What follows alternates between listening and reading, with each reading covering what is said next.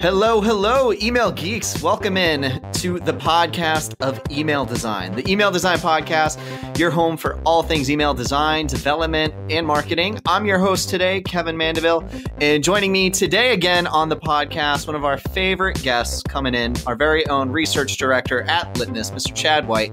Chad, welcome into the program. Thanks for having me, Kevin, as always.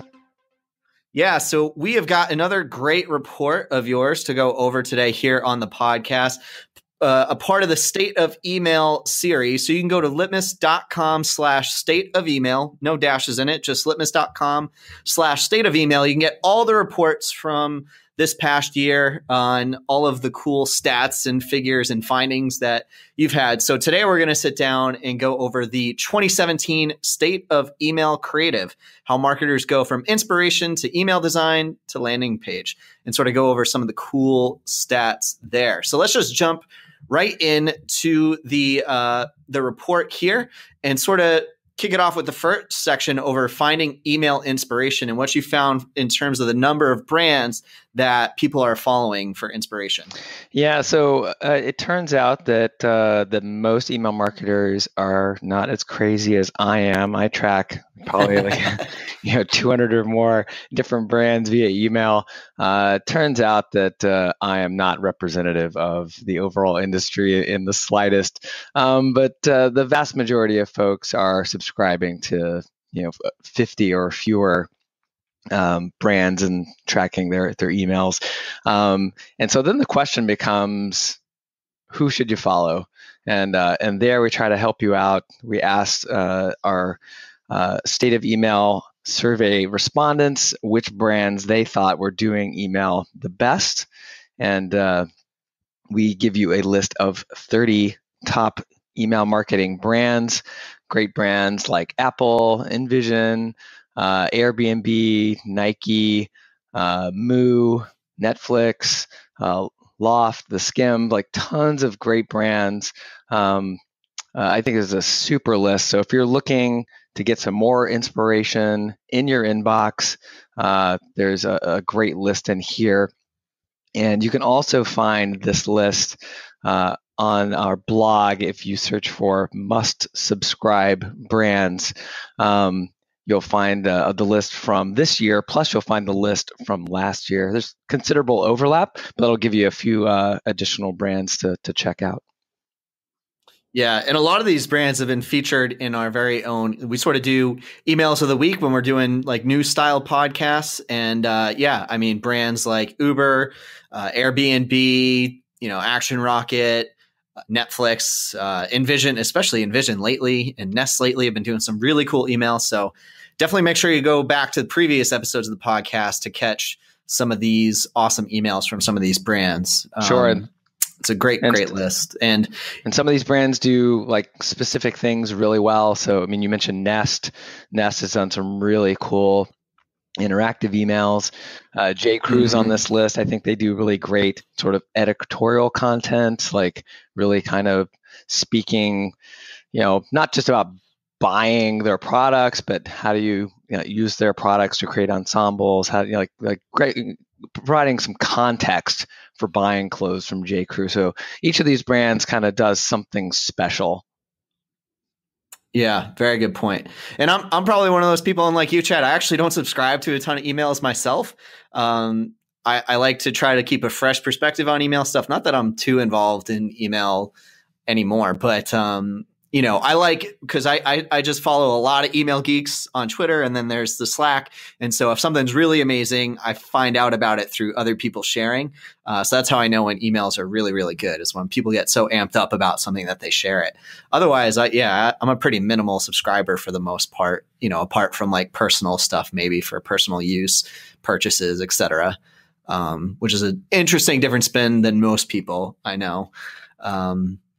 So let's jump into brand guidelines. And I thought this was interesting. There was a pretty big jump between last year to this year on people who are using brand guidelines for email. Yeah. So in 2016, when we asked folks if they had brand guidelines specifically for email marketing, 52% 0.6% said that they did, and in 2017, 62% said they did. So nearly a 10 point percentage jump, which, yeah, it's definitely very significant. And frankly, I'm super excited to see that's the case, because email is not like print. It's not like the web. There are tons and tons of special considerations. Probably, I think the most famous one is fonts. Like, because the typical, brand guidelines are just crazy about what fonts get used when and where. And in email, the chances are that your in-house font, your special brand font, is not supported. So what do? You should not be using graphical text. Certainly not all the time. There are occasions when you can use it, but you really need to have certainly a web-safe font fallback. But then also there's Google fonts and web fonts that you could potentially use, but you need to have a well-thought-out plan for what fonts you're going to use and then how they fall back gracefully. So that's just one example, but there's all kinds of special considerations around brand guidelines that you should consider. Again, we have a really much more thorough blog post about this on our blog, why you need brand guidelines for email and what to put in them. It's a really deep dive into this whole issue. And we got some great advice from some of our partners, especially in the agency world, around what you should be putting in those brand guidelines. Yep. And 22% that listed their email programs as successful, they're more likely to use those brand guidelines. So you can see sort of a little bit of a correlation there. So let's get into the different design approaches. So talking about a desktop-centric design versus a mobile-aware design versus a responsive design, and what the breakdowns looked like across the different types of emails for sort of broadcast and segmented emails, transactional emails, and automated/triggered emails. What kind of trends? Yeah, so we're seeing really strong adoption of responsive email design, and desktop-centric design is getting progressively smaller, which is great. There's still definitely a place for mobile-aware design. This is design with big text and big images, single-column designs that are deferential to smartphones. But still look great on desktop, but they're not doing anything fancy behind the scenes. It's a single design. It's not a responsive design. And there's definitely still a place for that. If you feel like your team can't handle responsive for whatever reason, that's still a very legit way to kind of serve your mobile audience. But we're definitely at the point where responsive design is becoming the status quo. It's becoming the expectation. So everybody, the people who are using desktop centric should definitely be thinking about moving to mobile aware at least. And the folks that are doing mobile aware should definitely be thinking about at some point moving to responsive. It really is becoming the status quo. The other thing that's really interesting here is that responsive email design is being used more for broadcast and segmented promotional emails than they are for transactional and automated emails. And unfortunately, I think this is a little bit of a symptom of these emails being set it and forget it, or having that horrible reputation of being set it and forget it. I know I've been harping on this a lot in recent years, but these triggered emails are not set it and forget it. These are, I like to call them living emails. These are emails that you set up, and then they they go on and they affect people over time. You really need to be going in and updating these emails, double checking these emails, making them seasonally relevant. Hopefully doing some A/B testing occasionally. But these are living emails, and you need to take care of them over time. And so I think one of the things that should be on that list in terms of care and feeding for these emails is updating these to make them responsive. There's no question that these emails should be responsive, just like your broadcast and segmented promotional emails. Yeah, and about 80% of the market now supports responsive email in media query. So there really isn't an excuse anymore like there used to be when it was closer to about half, right? So um, yeah, everybody should move to it. And I thought what was interesting, and maybe it makes sense when you see the numbers on those responsive design implementations that we saw, but looking at the HTML structure, most people are still married to tables. So 44% said they're using traditional table, and then 38% said they're actually using the 3 table cell method that Mark Robbins talked about, that we've talked about previously on the podcast. He wrote a blog post about it. So I thought it was interesting how they're still not a lot of people are identifying with the hybrid spongy or Fab4 technique or any other type of sort of div-based implementation with fallback tables for Outlook. People seem to be still pretty married to table structure, which I thought was a very interesting finding. Yeah, I was surprised. This is definitely more your territory than mine, Kevin, for sure. But I was expecting hybrid design to be a bit more popular as well. Support for responsive design is quite good, but hybrid is, that's the solution that really takes it up a notch. Yeah, and just moving towards, I mean, even though media queries are supported, it's great, but that doesn't necessarily mean that you need to have a desktop first layout structure. I mean, even for us at Litmus, we have a heavy desktop audience, but we still build our emails mobile first, and we just use min-width media queries to sort of, control desktop layout. So that's still possible. It doesn't mean that it has to determine your layout structure exactly. So interesting trend. I'm actually interested to see if it updates in our next survey, because I know definitely some of this stuff has still been kind of new, experimental. I'm interested to see if there's a big shift, especially now that people have kind of had a year to get the Gmail stuff and the Gmail updates sort of in place. I'm interested to see if there's a shift after this year. So talk to me about the responsive design philosophy in terms of the differences of content between desktop and mobile versions. I remember when responsive first came out, and I was super excited to see brands using responsive to create like radically different mobile and desktop experiences. I think the really cool kind of thought experiment was that you could, if you were like a Dell or an Apple or someone like that you could create an email that targeted just people with phablets by using the screen size to serve up like a very particular message that would be different from what everybody else would get. If you opened this email on a desktop, you'd get message X, but if you opened it on a phablet with a particular size screen, you'd get a deal on other phablets or things that were related to phablets. So you could really use responsive design to really cater to a particular audience.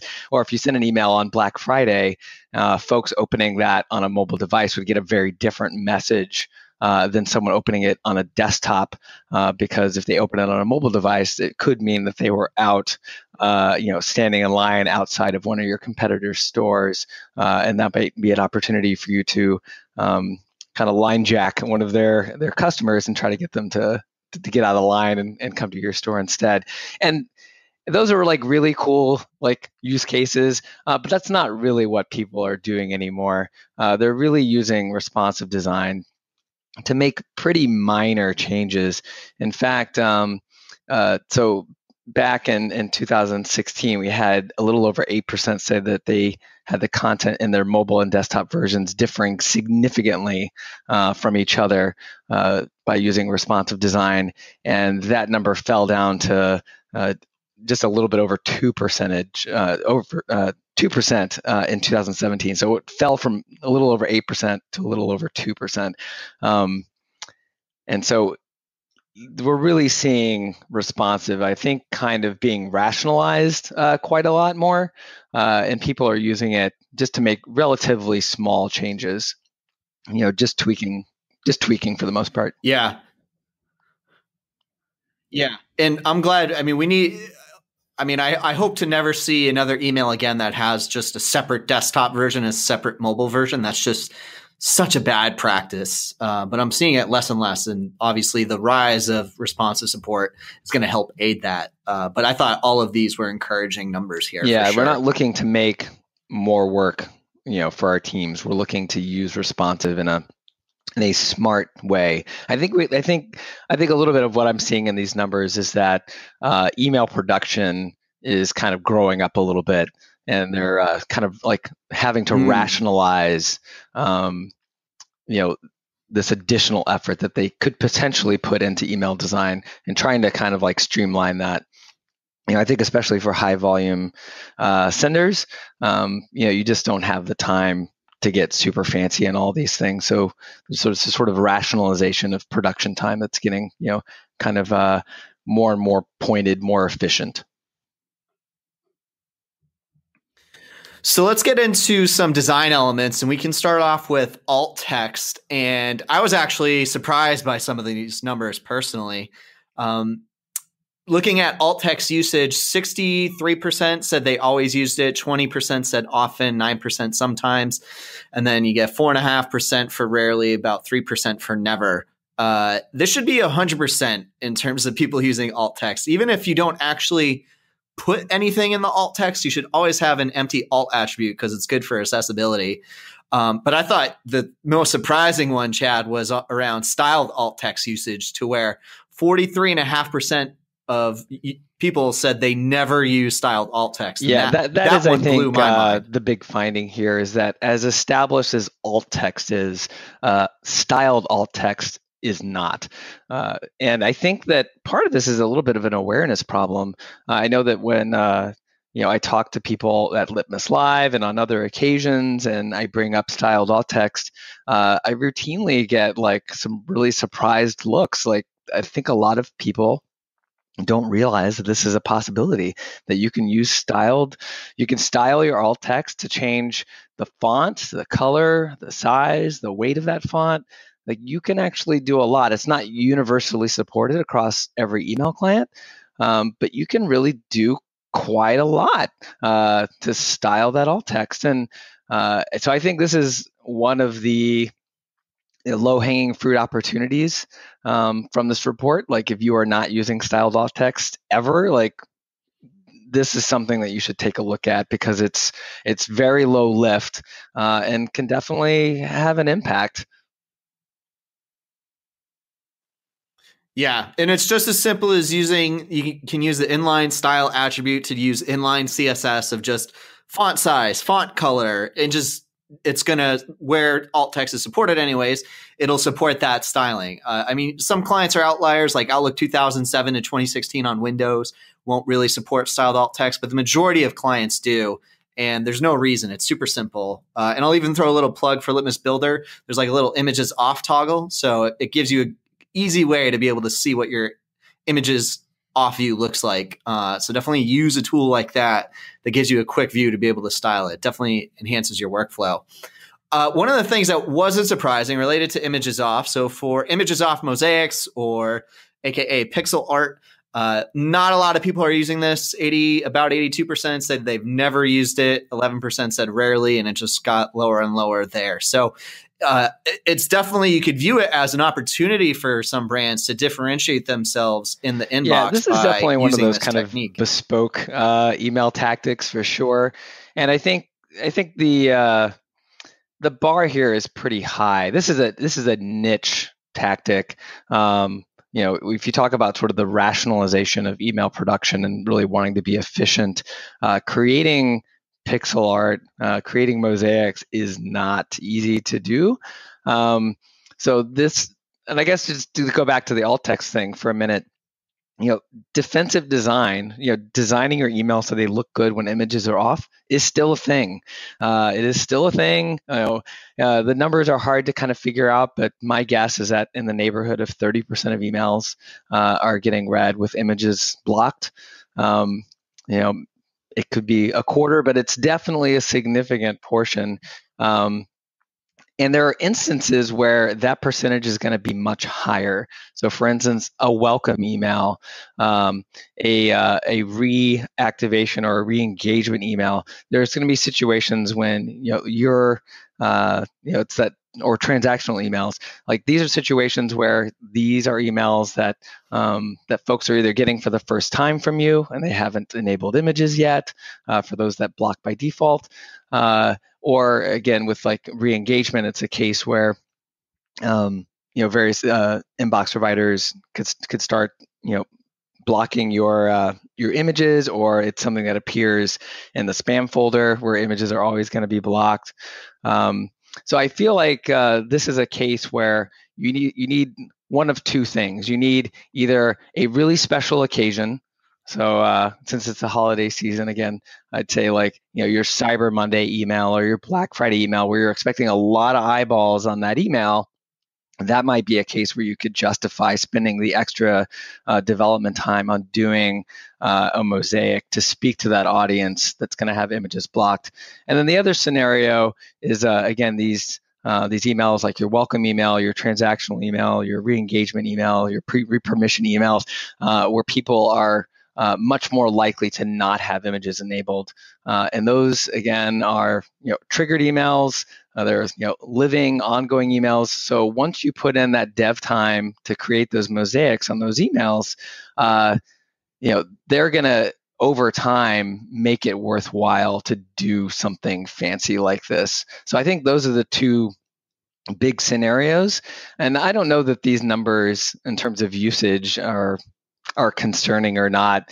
But I think it just speaks to the fact that this is a very time-intensive tactic. But I do think it's a tactic that's worth looking at for your brand for the right scenario. Yep, definitely agree. For dynamic content usage, this was probably the most balanced graph in the whole report. It was pretty split across all of the options there. But marketers who say their email programs are successful, they're 68% more likely than those at less successful programs to use dynamic content always or often in their emails, which I don't really think there was anything surprising here. For Retina optimized images, it was good to see the increase here. So the percentage of brands that use Retina optimized images, they increased 30% from 2016 to 2017, which was 68% versus 52%. But there's still a heavy contingent of those who are saying that they've never used it or rarely used it, which I thought was an interesting finding. And I think that this is another one of those kind of like slow moving trends where people are kind of a little bit kind of catching up to the marketplace.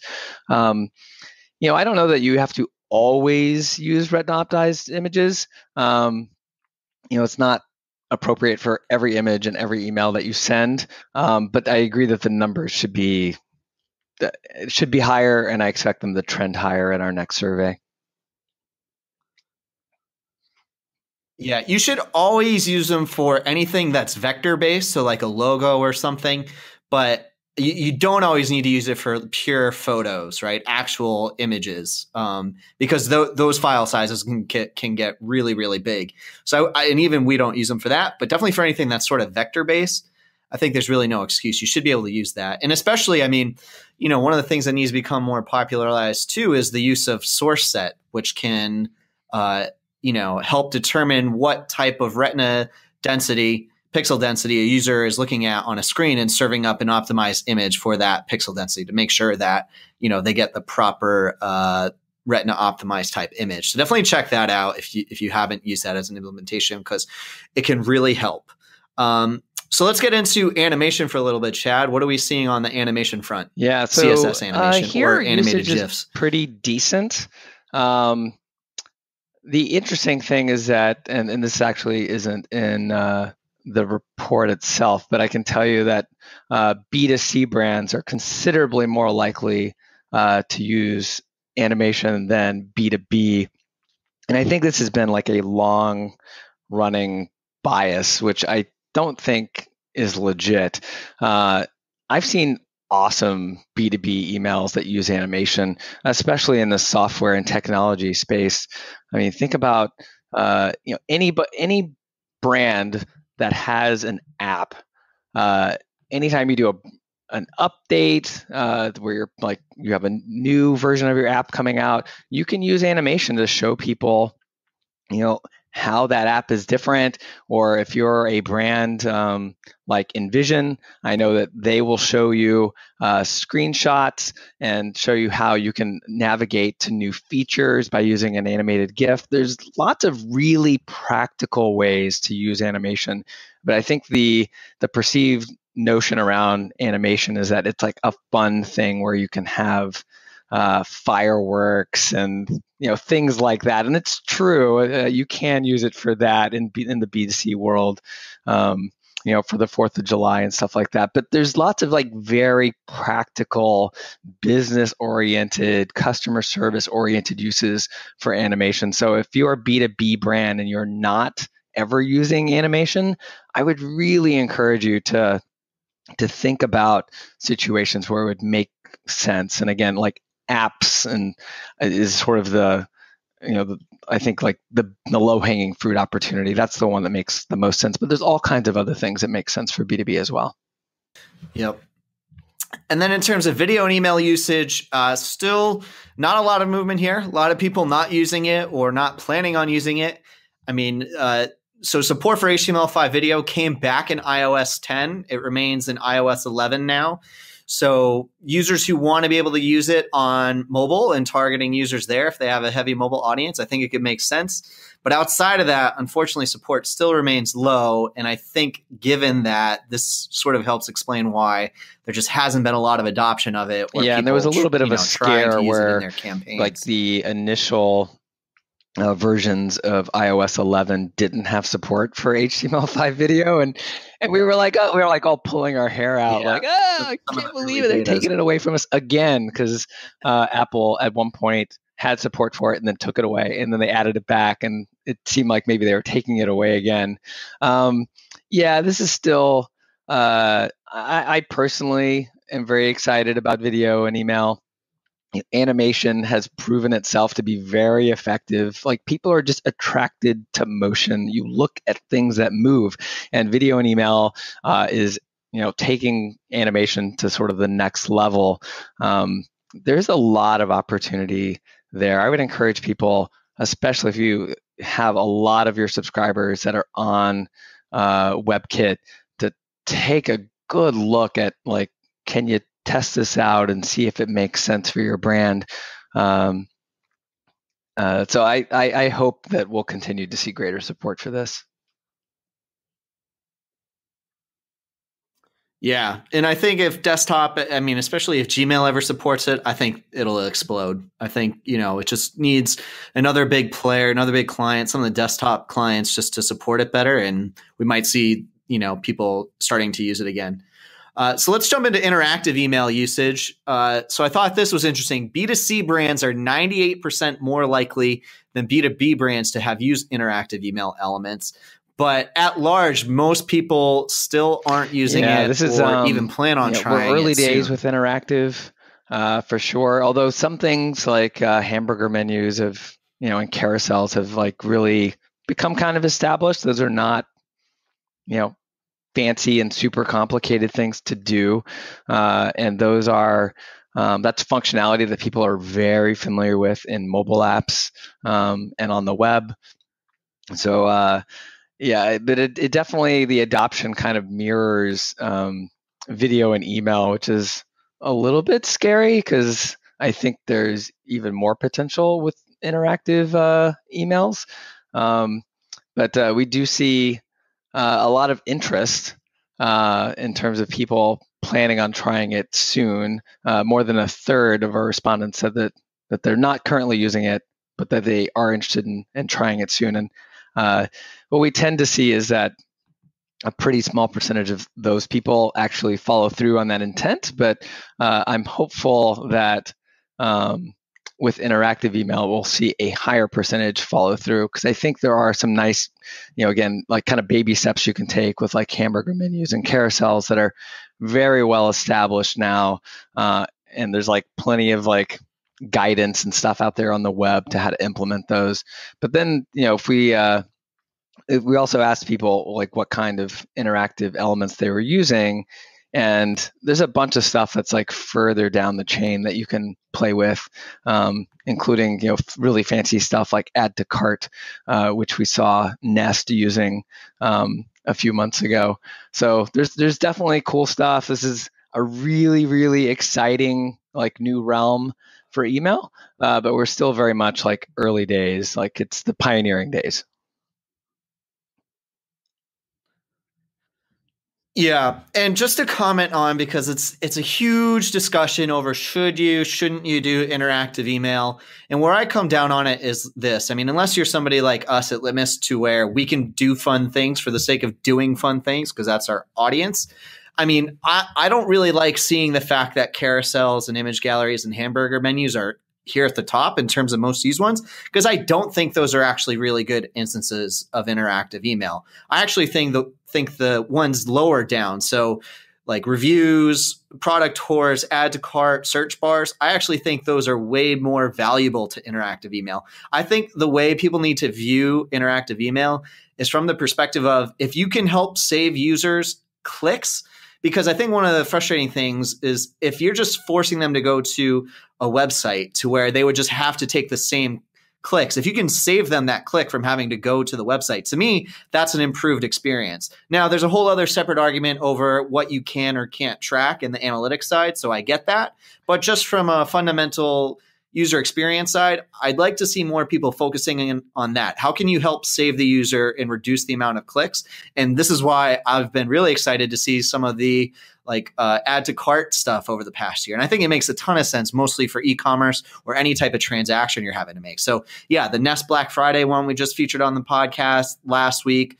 I mean, we did one for this year's conference, which performed really well in terms of people being able to add tickets right inside the email, and then it just leads them to a checkout page to fill out the credit card information. I'd love to see more things like that get used, because that's I think what really the struggle benefits here is users in that the long email run. So that's my little take on it. Traditionally been seen as a gateway. It's a gateway to the landing page, and and many folks, when they're designing their emails and writing their emails, are constantly doing the calculus of how little can I possibly include in this email to get people to click through to a landing page. And I think that interactive email functionality kind of flips it on its head a little bit, where you're pulling material from the landing page back earlier in the process into the email. So email becomes less of a gateway, becomes a bit more of a destination. When you talk about like add to cart functionality, you're pulling a lot of functionality from the landing page into the email. And that's messing up not only people's notions of what an email should do, but it's also messing up, in some cases, analytics, which makes it harder for people to see all the numbers and justify these things. But Kevin, you're absolutely right about like the saving clicks. There's been a lot of research done that shows that like every click, every additional action you ask from people, those are barriers. Those are barriers that stop people from engaging. And so the reason why I'm really bullish on interactivity is that it's subscriber centric, it's customer centric. You're making the experience better for them rather than forcing them to jump through hoops and click the things that you want them to click, so that you as a business can track all the things that are important to you. I feel like that's a little bit of a customer centric view of things. I like to make the experience best for subscribers, and I feel like that's the mantra I like to think of when I'm thinking of these experiences. But it does make attribution and engagement analysis a little trickier. And I think as an industry, we're gonna catch up. But I think that's one of the big sort of mental blocks that we have with this. But I think it's definitely something we're gonna overcome.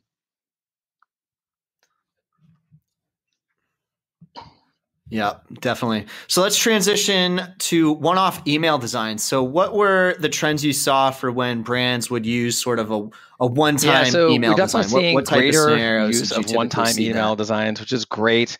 I like to say that, consistent email design is brand building, but it can also create like monotony. And you really want to, for really important campaigns, you really want to mix things up in a substantial way. If you're releasing a new product or a new event, or you're doing a special seasonal campaign, again, like a Cyber Monday campaign or a Black Friday campaign or what have you, that's an opportunity to kind of blow up your design a little bit and do something special. If it looks and feels like all of your other emails, it's not going to seem as special. Like, you vary things up, you make it different so that to point out that it's different. And we saw in 2016 that nearly 22% were never using one-off designs. And in 2017, that number fell to 14%. So that's good.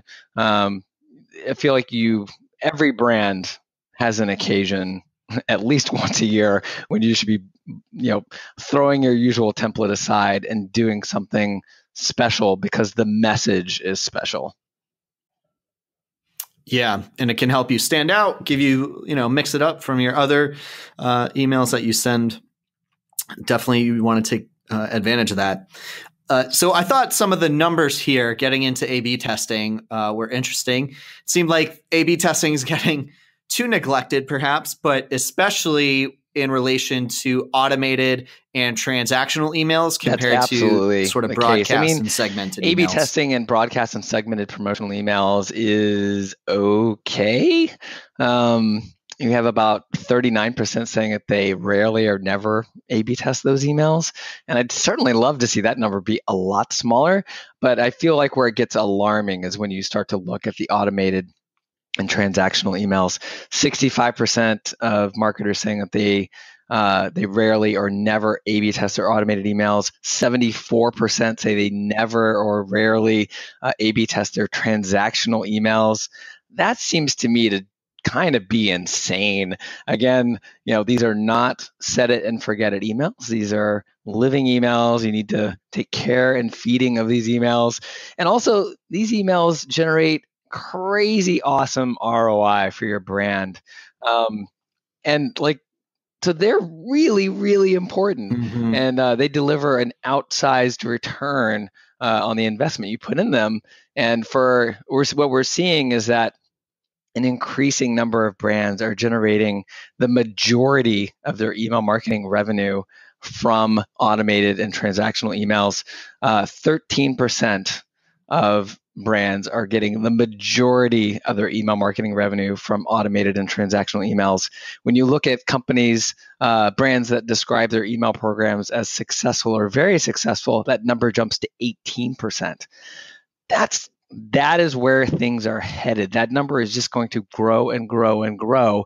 And if we recognize the importance of these emails, then we've got to be doing more with these emails. We've got to be A/B testing them more.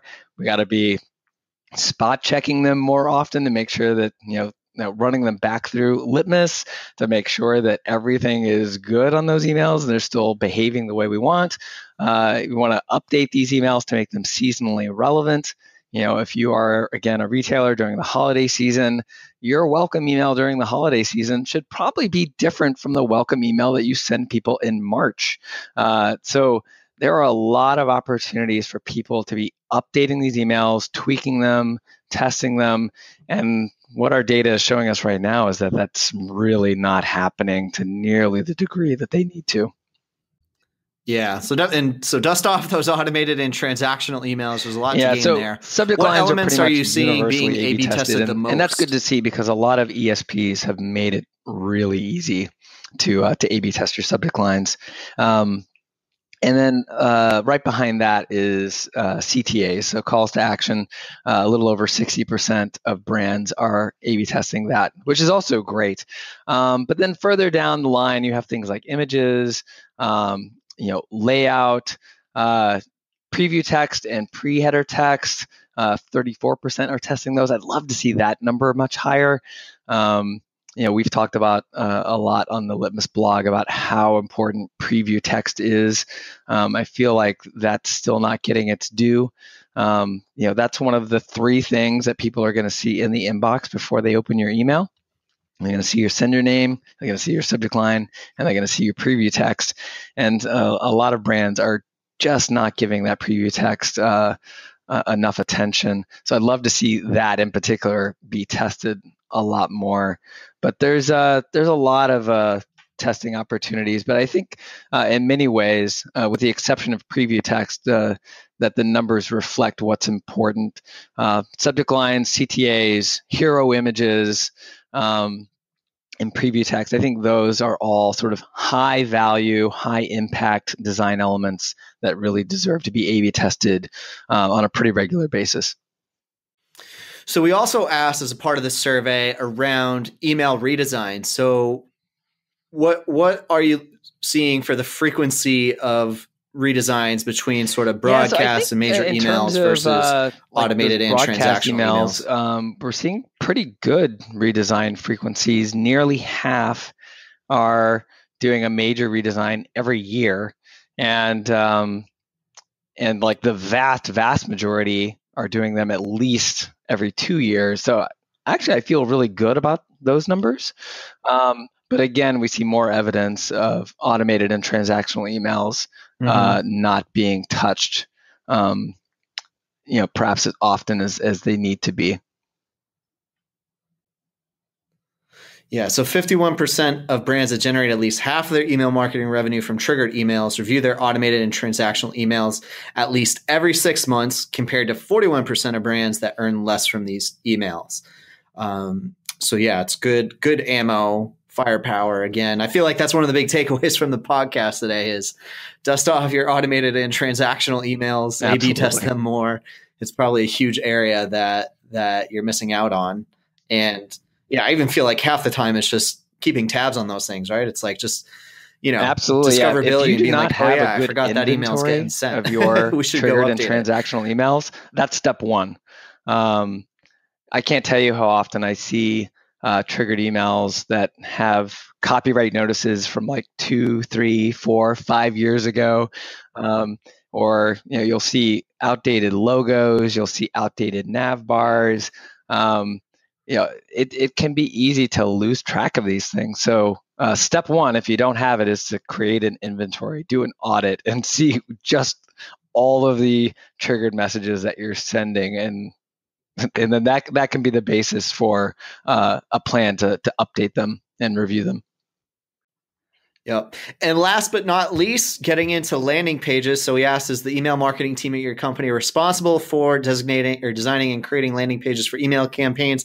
65% said yes, which I think is pretty typical. You might have some cases, there might be a dedicated web team that always handles that regardless, but since there's just a lot of email campaigns and there's also a lot of technology that can go hand in hand with emails and landing pages, I didn't find this stat too surprising. An email marketer, you want this responsibility because, the landing page is the last mile of an email interaction. You want to make sure that, if you're being measured, especially on the success of email campaigns through to conversions, you really want to say in what landing pages get used, and have the opportunity to create a custom landing page if existing ones just aren't appropriate. So I think in general, marketers should be asking for this responsibility. I think on the one hand, a lot of email marketers probably think that they have enough responsibilities already. But depending on how you're being measured and sort of graded on your performance, you really may want this responsibility so that you can have sort of end-to-end control.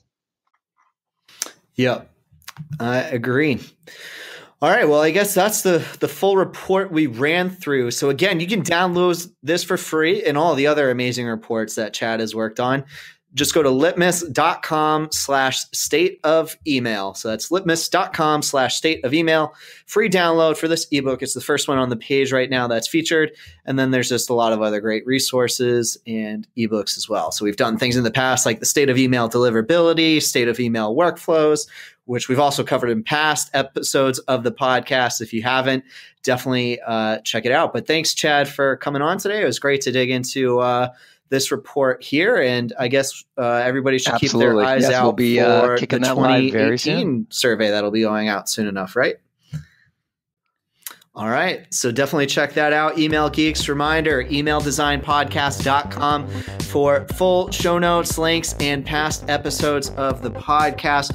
Tweet along with the hashtag Email Design Podcast. Subscribe on SoundCloud, YouTube, and iTunes. And hey, if you don't have a Litmus account already, we got access for you. You can try it out. Just go to litmus.com/gift card, input the coupon code podcast for a free 14-day trial of Litmus. So you can do all the cool things we talked about today. Optimizing your styled alt text, blocked images, all that good stuff. See you next time, Email Geeks.